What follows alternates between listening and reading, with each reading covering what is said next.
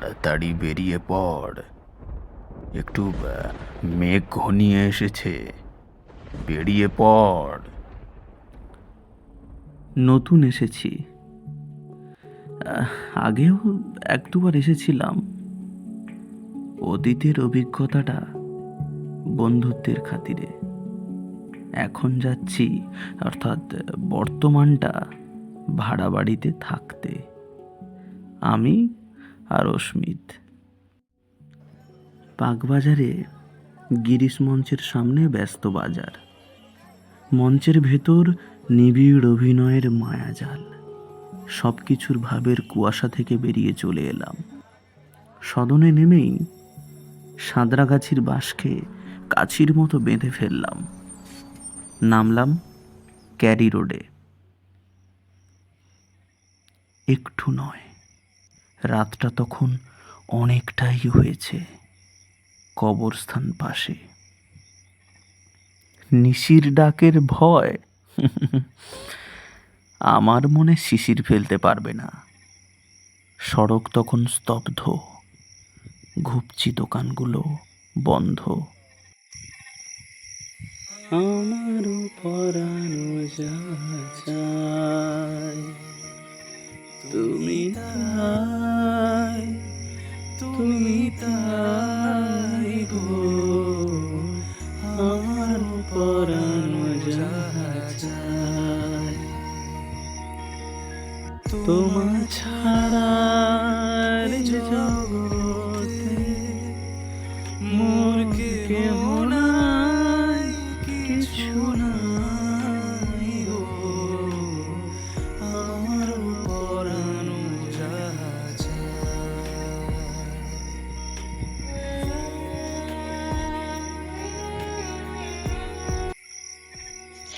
আরে এই ভাইটি, আরে সরো সরো সরো, আরে ট্রেন আসছে, সরে যাও, আরে সরে যাও, সরো।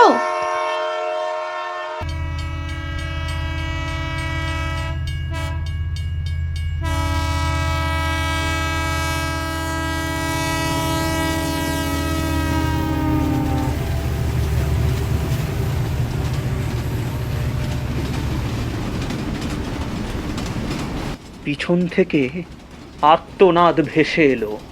শুরু হয়েছিল একটি মহিলা কণ্ঠস্বর দিয়ে।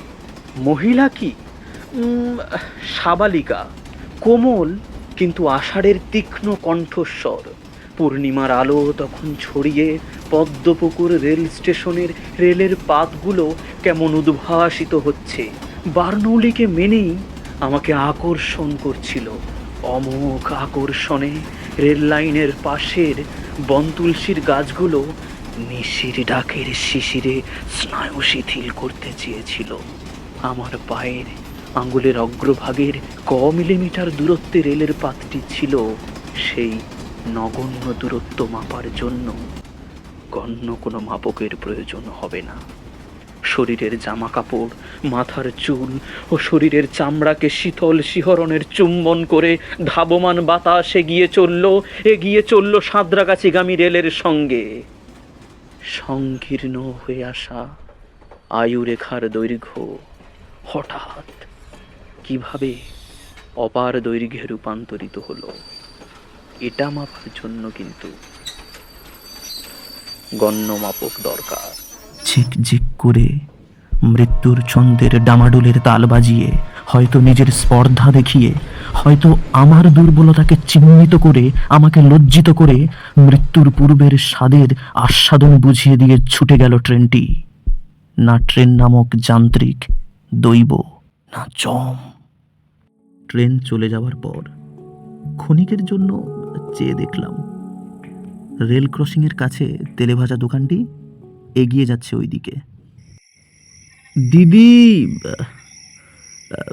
দিদি, নামটা কি? আরে তোর কলোনিতেই থাকি, বেটাডাইন কিনতে যাচ্ছি। এমন করে হেডফোন কানে দিয়ে রেল লাইন ক্রস করিস না। সত্যিই তো, নিয়মানুবর্তী বাবার কুখ্যাত আচার কানুন বিহীন অপবিত্র সন্তান আমি। বারবার হাইকোর্টের মতো শুনানি করার পরেও হেডফোন কিন্তু আমার দুটো কানের নেশাকে ভুলতে পারেনি। যাই হোক, আমারও পরানো যাহা চায়। জমকে কি চেয়েছিল?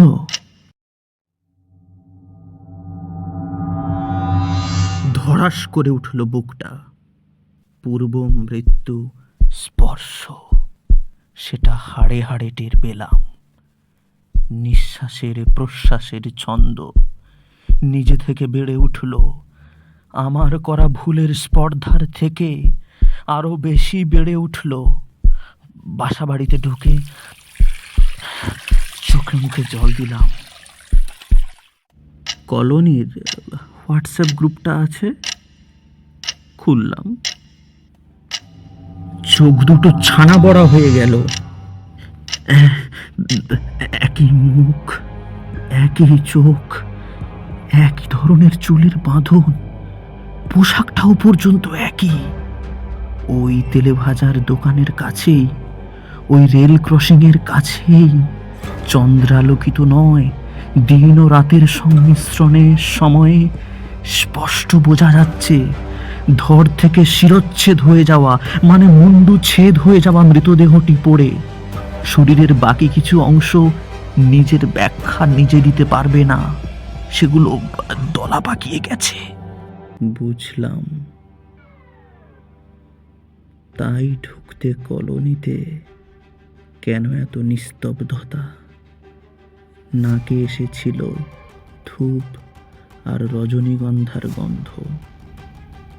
কলোনির দিদি অভয়া হেডফোন কানে, তার যা হয়েছিল আমার ভয়কে শোষণ করে নিয়ে আবার বাঁচতে হবে এমন ইশারায় আবার একবার শুনতে পেলাম একটি উদাত্ত কণ্ঠস্বর।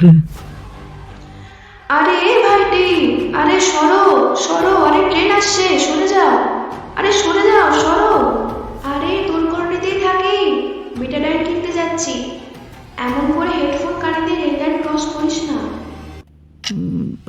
তাহলে বেটাডাইন কিনতে কে যাচ্ছিল এবং কেন?